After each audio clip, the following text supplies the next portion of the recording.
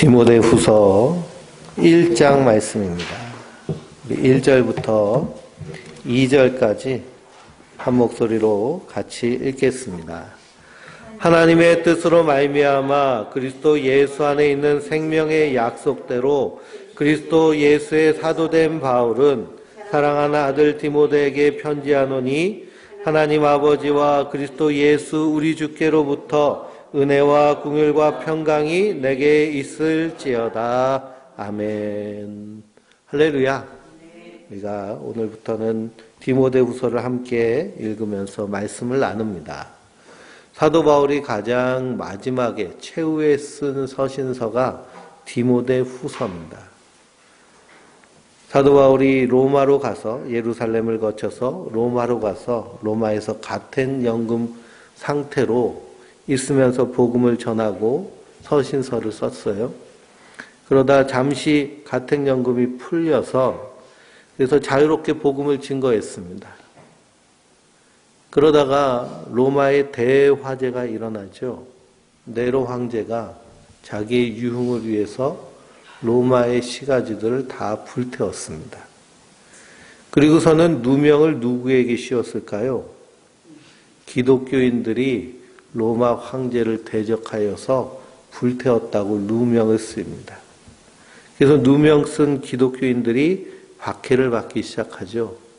그때 사도 바울이 로마 감옥에 갇히게 되고 그로 인하여서 독배를 마시고 순교하게 됩니다.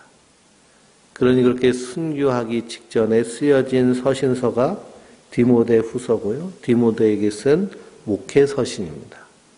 그 마지막 사도 바울의 유언과 같은 그런 말씀이라 4장 6절을 한번 읽어볼까요?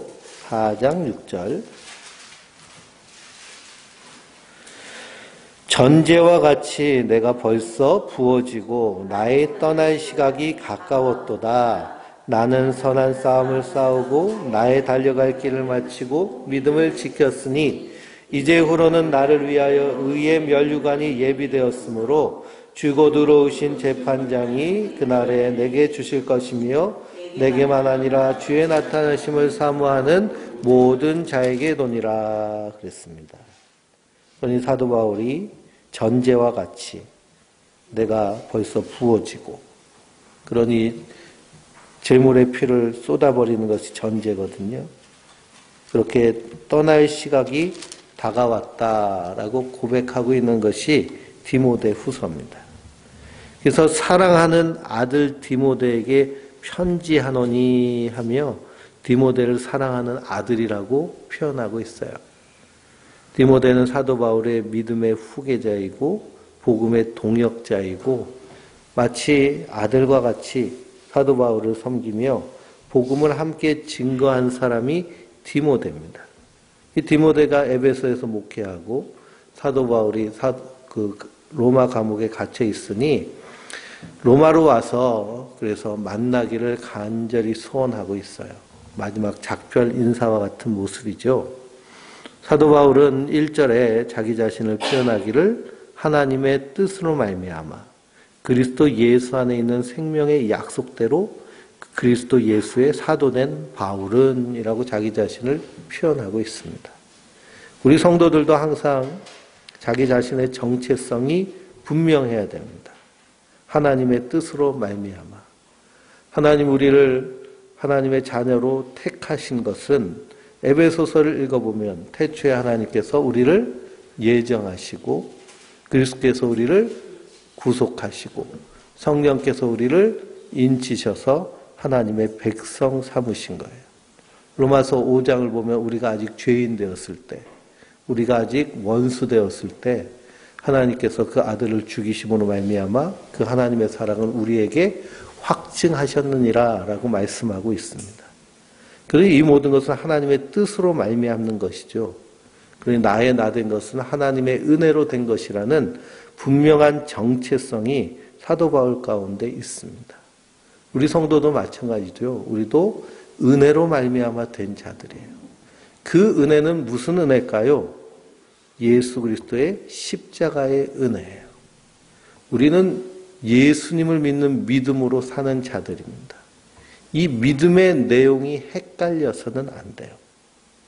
그러니 디모데 후서를 읽어보면 사도 바울이 디모데에게 복음과 함께 나와 고난받자라고 이렇게 얘기를 하는데요. 그러면서 고난을 피해서, 핍박을 피해서 복음을 버린 자들에 대한 이야기들이 나옵니다. 1장 15절부터 18절을 한번 읽어볼까요? 15절부터 18절. 아시아에 있는 모든 사람이 나를 버린 이 일을 내가 아나니 그 중에는 부겔로와 히모게네도 있느니라. 원하건대 주께서 오네시보로의 집에 공유를 베푸시옵소서. 그가 나를 자주 격려해 주고 내가 사슬에 매인 것을 부끄러워하지 아니하고 로마에 있을 때 나를 부지런히 찾아와서 만났음이라. 원하건대 주께서 그로 하여금 그날에 주의 공유를 입게 하옵소서. 또 그가 에베소에서 많이 봉사한 것을 내가 잘 아느니라. 아멘. 그래 아시아에 있는 모든 사람들, 그 사람들이 누구를 버렸다고 얘기해요? 사도 바울을 버렸다고 얘기합니다. 왜 그냥 바울이 복음을 전하면서 고난을 당하고 감옥에 갇히고 그러니 그 모습이 싫은 거예요. 특히 부겔로와 히모게네는 그 중에 앞장서서 사도 바울을 저버린 사람들입니다. 사도 바울을 저버렸다라는 것은 무엇을 저버렸다는 걸까요? 믿음을 저버렸다는 거예요. 예수 그리스도를 믿는 믿음을 저버린 모습. 반면에 오네시보로는 어떻게 하고 있어요? 끝까지 사도 바울과 함께 고난에 동참하는 모습을 이야기하고 있습니다. 이렇게 고난에 동참할 수 있는 것은 그리스도 예수 안에 있는 생명의 약속을 받았기 때문이에요. 그러니 우리가 예수 그리스도를 믿는 믿음 안에서 성도는 항상 변함없는 신앙의 태도를 가져야 되는데 그렇게 가질 수 있는 것은 하나님의 은혜로만 가능한 줄 믿습니다. 2절에 사랑하는 아들 디모데에게 편들하노니 하나님 아버지와 그리스도 예수 우리 주께서로부터 은혜와 긍휼과 평강이 내게 있을지어다. 그러면 이 디모데를 칭찬하고 있는데요. 3절부터 5절까지 읽어볼까요? 내가 밤낮 간구하는 가운데 쉬지 않고 너를 생각하여 청결한 양심으로 조상적부터 섬겨오는 하나님께 감사하고 내 눈물을 생각하여 너 보기를 원함은 내 기쁨이 가득하게 하려 함이니 이는 내 속에 거짓이 없는 믿음이 있음을 생각함이라. 이 믿음은 먼저 내 외조부 로이스와 내 어머니 유니게 속에 있더니 내 속에도 있는 줄을 확신하노라. 아멘. 그러니 디모데를 생각할 때마다 하나님께 감사하고 있죠. 3절에. 그러니 정결한 양심으로 청결한 양심으로 조상적부터 섬겨오는 하나님께 감사한다 그랬습니다. 그러며 디모데는 사도 바울을 위하여서 눈물 뿌려 기도하는 그런 진실한 성도의 그런 교제 그리고 복음의 동역자로서의 사역을 동역하는 동역자의 모습인데요. 그런 모습은 어디에서 나왔다고 5절에 말씀하고 있죠. 이는 내 속에 거짓이 없는 믿음이 있음을 생각함이라 그랬습니다. 거짓 없는 믿음. 거짓 없는 믿음은 어떤 믿음일까요? 거짓 없는 믿음은 위선적이지 않는 모습. 신실하다는 것은 언제나 동일하다는 거잖아요. 그러니 사람이 있든 사람이 없든 동일한 믿음의 모습으로 우리가 살아내는 것이 바로 거짓 없는 믿음입니다. 그러니 우리 믿음의 사람들은 사람을 향하여 신앙생활하는 것이 아니잖아요. 그래서 예수님도 너희가 기도할 때 어디 가서 기도하라고 하세요? 골방에 들어가서 기도하라고 하세요. 은밀한 중에 보시는 내 하나님께서 아신다고 말씀하십니다. 근데 골방에서 기도가 잘 안 된다라고 하면 나는 자꾸 누구를 의식하고 있는 걸까요? 사람을 의식하는 거예요. 그러니 하나님과의 1대1의 관계가 잘 되지 않는 것이죠. 사람을 의식하며 신앙생활하는 모습이 위선적인 모습으로 다가옵니다. 사람을 의식하며 신앙생활하는 사람들, 예수님 당시에는 바리새인들과 서기관들이 그랬습니다. 마태복음을 읽어보면 그 바리새인들 향해서 예수님께서 뭐라고 하세요? 독사의 자식들아 라고 얘기하십니다. 우리나라는 개의 새끼를 가지고서는 욕을 하잖아요. 그렇죠? 근데 예수님은 뱀의 새끼를 가지고 욕을 하신 거예요. 독사의 자식들하고 욕하신 거예요. 예. 욕 중에도 아주 심한 욕을 하신 거죠. 그만큼 분노하시는 이유는 뭐냐 하면 그들이 하나님 앞에서 신앙생활하는 것이 아니라 사람 앞에서 하는 것이기 때문에 그래요. 그러나 하나님은 거기에 속지 않으시는 분. 하나님은 업신여김을 받지 않으신다고 그러시잖아요. 업신여김을 받지 않으신다. 그러니 우리가 하나님을 속이려 한다 한들 하나님은 속지 않으시는 분이시거든요. 그리고 우리가 그럴 필요가 아예 없죠. 그냥 진실하게 살아내면 되는 것입니다. 그러니 내 속에 거짓 없는 믿음이 있음을 생각함이라 라고 말씀하셨는데요. 거짓 없는 믿음이라고 얘기하면 또 어떤 믿음도 있다는 거예요? 거짓된 믿음도 있다는 겁니다. 그러니 아시아에 있는 사람들이 사도 바울을 버린 것은 그 믿음이 거짓되었다는 거죠. 하나님이 태초에 예정하시고 그리스도께서 구속하시고 성령께서 인치셨는데 고난이 오니 복음을 버리고 세상 가운데로 간다는 것은 그건 하나님의 택하심을 부정하는 것이잖아요. 그러니 그 믿음은 근본부터 거짓된 것이다 라고 우리가 인식하면 맞을 것입니다. 하나님의 택하심에는 하나님의 구원은 완전하게 우리를 구원하시는 것이니까요. 그 넷플릭스에 보면은 신이 되려고 한 남자 그래가지고 이단들 다큐가 쭉 나왔습니다. JMS랑 예, 나는 신이다 정명석 그리고 그 태평양 사건 유병현 구원파 그 다음에 아가동산 그리고 만민중앙성결교회 이재록 귀신론 보면요 기가 막혀요.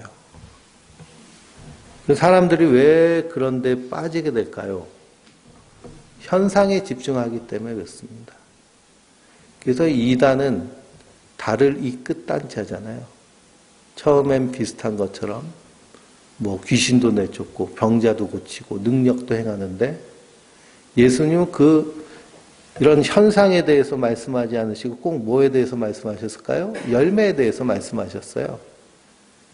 그 열매를 보고 그 나무를 아느니라 그랬습니다. 그런데 거기서 온갖 착취를 당하고 그리고 성노예로 살면서도 거길 빠져나오지 못하는 사람들이 있어요. 왜 그럴까요? 그 사람이 메시아면 어떡하냐는 거예요. 정명석이 메시아면 어떡하고 이재록이 하나님이면 어떡하냐는 거예요. 그럼 나 지옥까지 안 되냐고. 다 개인마다 무엇을 가지고 있을까요? 구원의 욕구와 욕망을 가지고 있습니다. 근데 구원의 욕구와 욕망을 가지고 구원받는 것이 아니잖아요. 하나님의 은혜로 되는 것인데. 그러니 그 사람들도 다 손에 뭐 끼고 다닐까요? 성경 말씀 끼고 다니는 거예요. 성경 말씀을 끼고 다니는데 잘못된 가르침이 왔으면 그것을 분별하도록 성경을 부지런히 묵상하고 그 말씀이 정말 그런가 우리가 분별해야 되는데 그렇지 않을 때 그런데 미혹되기가 너무나 쉽습니다. 그리고 경건을 이익의 재료로 삼는다면 그것은 반드시 어떻게 해야 될까요? 우리가 그곳에서 떠나가라 그랬어요. 경건의 모양은 있으나 경건의 능력을 부인하는 자에게서는 너희가 떠나가라. 떠나가라. 그러니 십자가 걸어놓고 돈벌이하고 예? 직분 주면서 돈벌이하고 그 만민중앙성결교회 보니까 예? 그 무한 샘물 뭐 그 뉴스에도 나왔었잖아요. 그 이재록이 전라남도 무안 출신인데 자기가 살던 동네 우물에다가 축복 안수해가지고 기정의 물이 됐대요. 그래서 그 물 퍼다가 팔아요. 그러니까 그 교인들이 막 한 2만 명 넘는 교인들이 다 그거 사서 써요. 한마디로 돈벌이가 되는 거죠. 기도를 받아야 되는데 다 돈을 내야 돼요. 악수 한번 하는데도 돈을 내고 사진 찍는데도 돈을 내고. 그리고 완전히 그건 뭐예요? 장사하는 거잖아요. 돈벌이 하는 거. 그래서 경건을 자기 이익의 수단으로 삼는 이런 모습들. 그래서 그리스도의 좋은 일꾼은 참과 거짓을 분별을 잘 해야 됩니다. 그러니 이렇게 이단이 창궐하고 거짓된 신앙이 엄청나게 문제를 일으키면 또 한쪽에서는 어떤 주장을 할까요? 아, 종교가 문제다. 종교를 다 없애버려야 된다. 그렇게 주장하는 사람들이 있죠. 그렇게 주장하는 사람들이 나라를 세웠는데요. 그 나라들이 어떤 나라인 줄 아세요? 종교는 민중의 아편이다. 그러면서 마르크스의 사회주의 이론을 따라서 국가를 건설한 것이 공산주의 국가입니다. 소련, 중국, 북한. 그러면 종교가 없으면 나라가 바로 세워질까요? 사람의 삶이 행복해지고 편안해질까요? 그렇지 않죠. 북한에서 살고 싶으세요? 네? 저 중국이나 러시아에서 살고 싶으세요? 그렇지 않잖아요. 그러니 진리가 바로 세워지지 않을 때 이런 잘못된 신앙의 모습들이 마구 드러나게 되고 그러면 사회는 더 어려워지고 그러니 이런 다큐멘터리가 히트를 치면 이렇게 정통적인 교회 그리고 바르게 신앙생활하고 가르치는 교회도 동일한 색안경으로 이렇게 평가를 받게 되죠. 우리가 이런 시대에 살고 있습니다. 그렇기 때문에 우리가 말씀 위에 든든히 서 있어야 되고요. 그리고 자로나 우로나 치우쳐서는 안 될 줄 믿습니다. 그러니 이 디모데는 거짓 없는 믿음이 그 안에 있기 때문에 그래서 복음 안에서 끝까지 사도 바울과 함께 복음을 위해서 사는 믿음의 사역자로 세워진 것이죠. 6절부터 8절까지 같이 읽어볼까요? 그러므로 내가 나의 안수함으로 내 속에 있는 하나님의 은사를 다시 부릴 듯하게 하기 위하여 너로 생각하게 하노니 하나님이 우리에게 주신 것은 두려워하는 마음이 아니요 오직 능력과 사랑과 절제하는 마음이니 그러므로 너는 내가 우리 주를 증언함과 또는 주를 위하여 갇힌된 나를 부끄러워하지 말고 오직 하나님의 능력을 따라 복음과 함께 고난을 받으라. 아멘. 디모데 후서를 쓴 사도 바울이 볼 때 디모데의 상태가 지금 어떤 상태일까요? 보면 우리에게 주신 것은 두려워하는 마음이 아니요 그랬잖아요. 그러니 디모데는 지금 두려워하고 있습니다. 복음을 증거하는 곳마다 성령의 역사가 일어나는 그래서 하나님의 교회가 세워지는 그런 일들을 직접 목격하였음에도 불구하고 그 복음을 전한 사도였던 바울이 감옥에 갇혀서 이제 생명이 위태로운 모습을 보고 그리고 로마 제국이 국가적으로 박해를 하는 그 박해가 시작되니 두려운 마음이 생기는 것이죠. 두려운 마음이 생기면 그 안에 있던 열정도 사그라지게 됩니다. 마귀가 노리는 것이죠. 그리고 사도 바울이 내가 나의 안수함으로 내 속에 있는 하나님의 은사를 다시 부릴 듯하게 하기 위해서 너로 생각나게 하노니 그랬습니다. 그러니 내가 너에게 안수했을 때 네 안에서 막 뜨겁게 역사하시는 그 성령님의 그 역사하심을 다시 한번 기억하라는 거예요. 주님께서 너를 부르실 때 그 부르심의 첫사랑의 그 은혜를 기억하라는 겁니다. 요한계시록에도 에베소 교회는 무엇을 잃어버렸어요?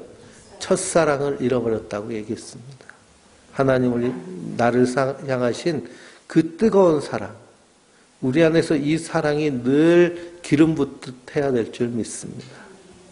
이 성도는 항상 공급받아서 사는 자들이죠. 내 안에서 자력으로 능력이 나타나지 않습니다.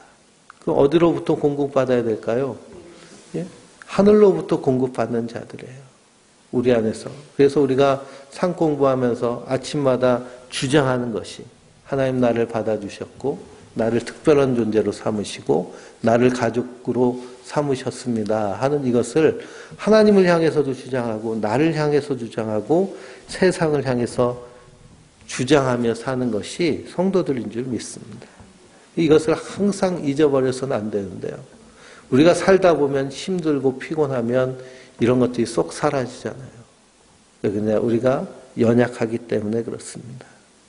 디모데도 그 연약함으로 인하여서 마음에 두려움이 엄습해오고 그리고 사도 바울이 이렇게 고난당하는 것 이것 때문에 부끄러운 마음까지도 들었습니다. 8절에 보니 그러므로 너는 내가 우리 주를 증언함과 또는 주를 위하여 갇힌된 나를 부끄러워하지 말고 오직 하나님의 능력에 따라 복음과 함께 고난을 받으라 라고 말씀하고 있습니다. 그러니 성경에서는 복음 안에 사는 자들, 하나님 주님의 말씀대로 사는 자들, 예수님을 나의 주, 나의 하나님으로 섬기는 자들은 이 땅에서 만사 형통하고 막 하는 일마다 다 100배, 60배, 30배 열매 맺고 성공하고 번영하고 번창하고 건강하고 이렇게 한다고 예수님이 말씀하셨을까요? 아니에요. 요한복음 15장 17절에서 20절 한번 읽어보겠습니다. 요한복음 15장 17절에서 20절.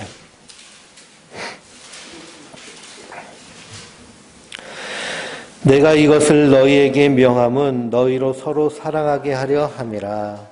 세상이 너희를 미워하면 너희보다 먼저 나를 미워한 줄 알라.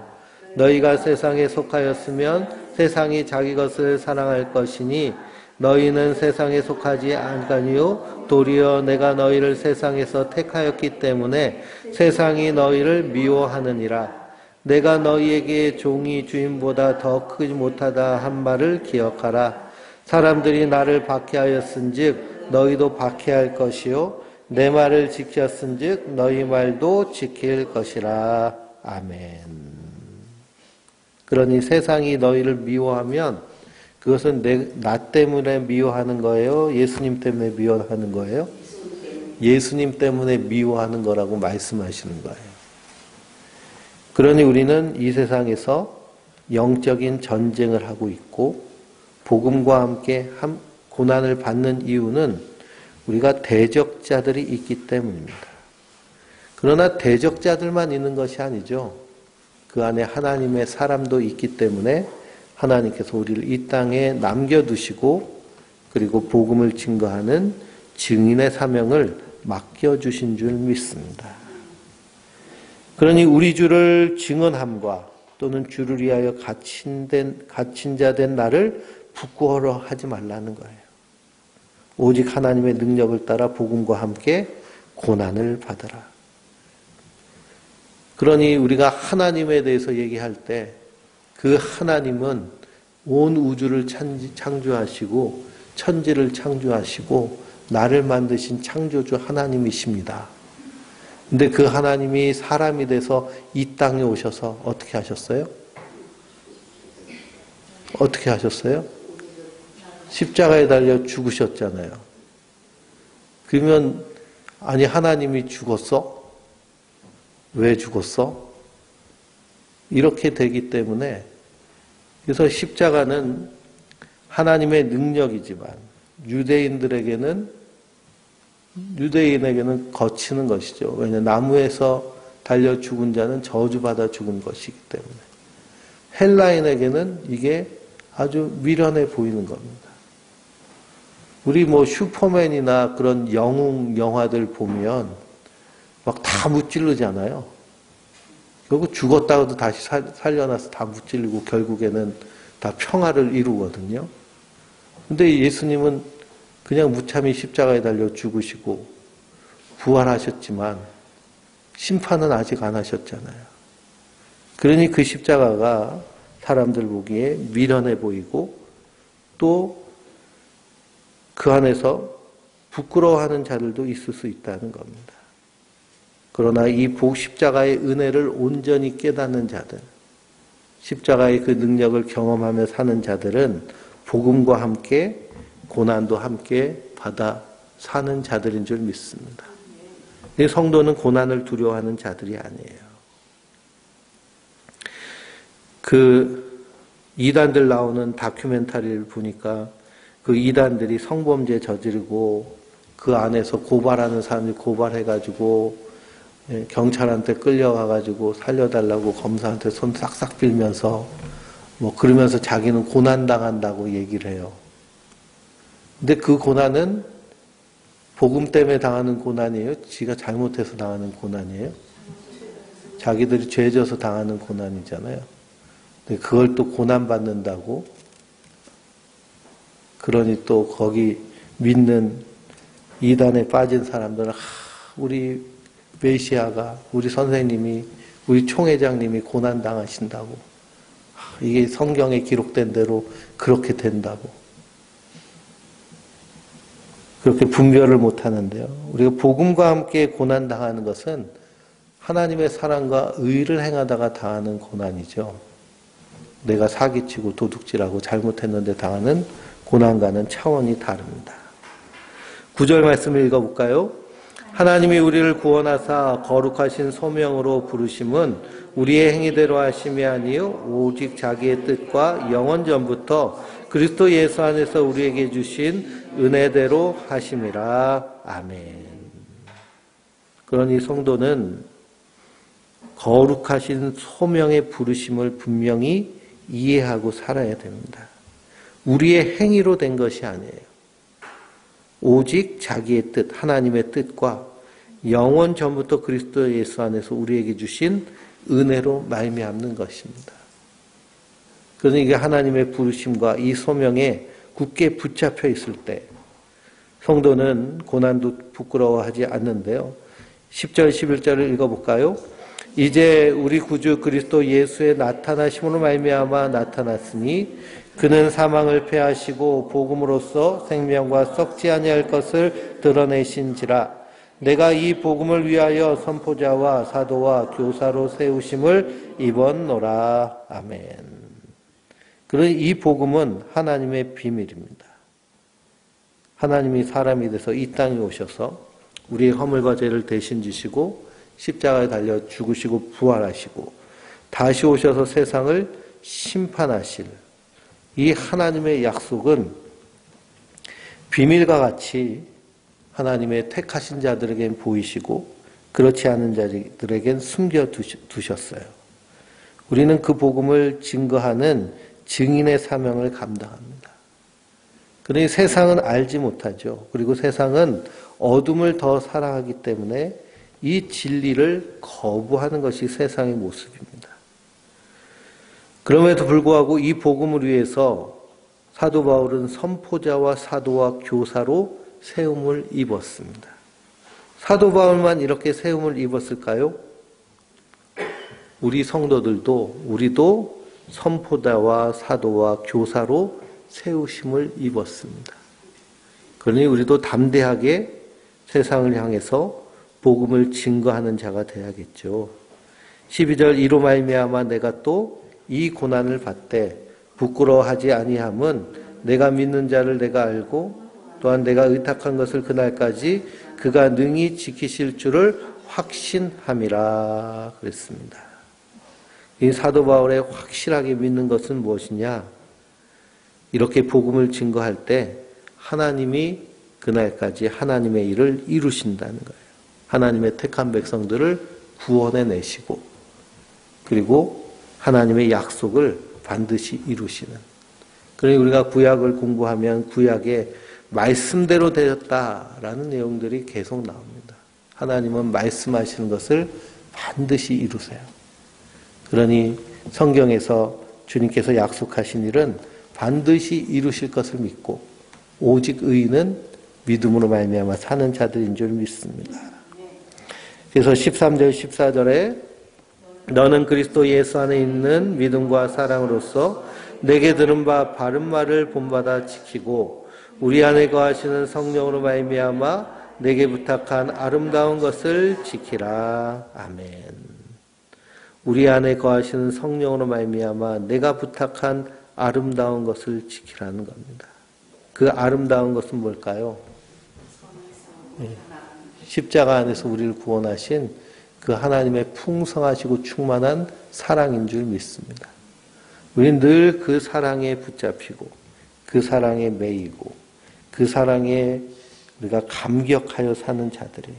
하늘을 두루마리 삼고 바다를 먹물 삼아도 그 크신 하나님의 사랑 다 기록할 수 없는 그 찬송을 한 시인의 고백과 같이 우리도 그런 고백을 가지고 사는 자들인 줄 믿습니다.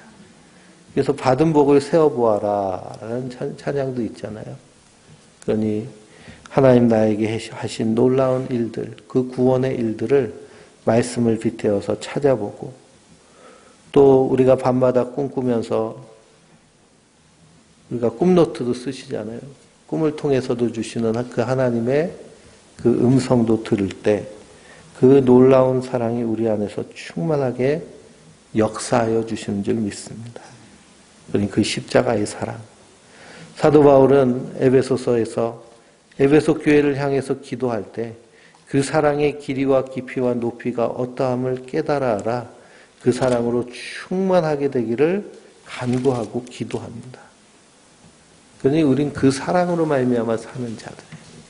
그 사랑에 붙잡혀 있을 때 어떤 고난도 어떤 비난도 어떤 상황도 넉넉히 이기며 승리할 수 있는 줄 믿습니다.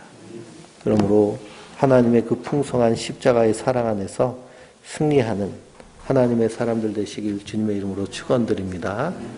기도하시고 통성으로 기도할 때 예수님의 십자가의 사랑을 더 풍성히 깨닫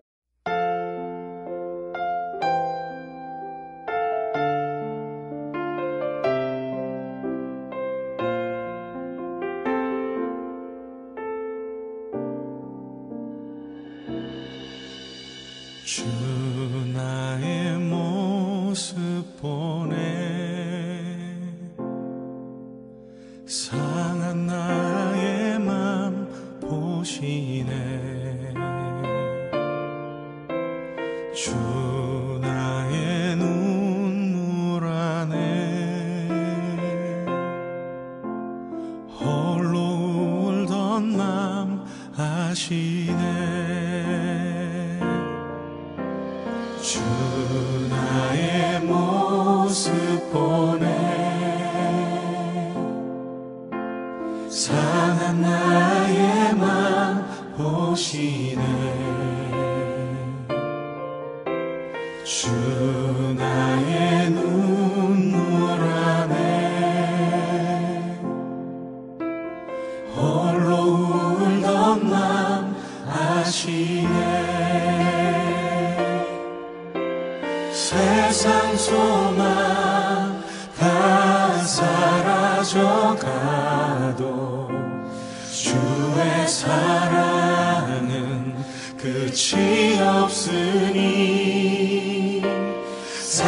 살아가는 이 모든 순간이 주 은혜임을 나는 믿네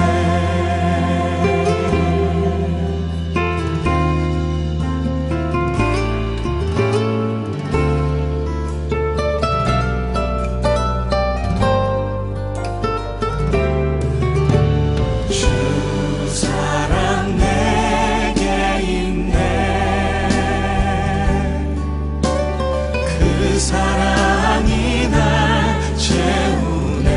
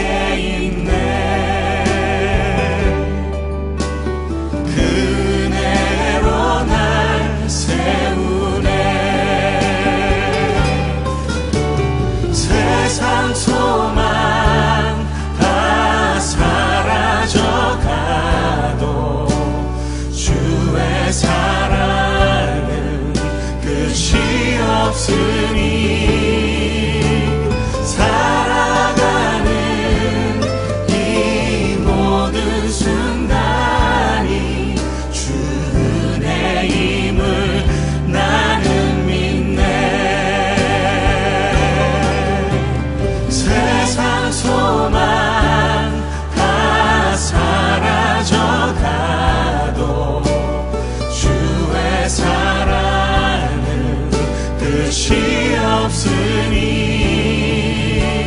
살아가는 이 모든 순간이 주를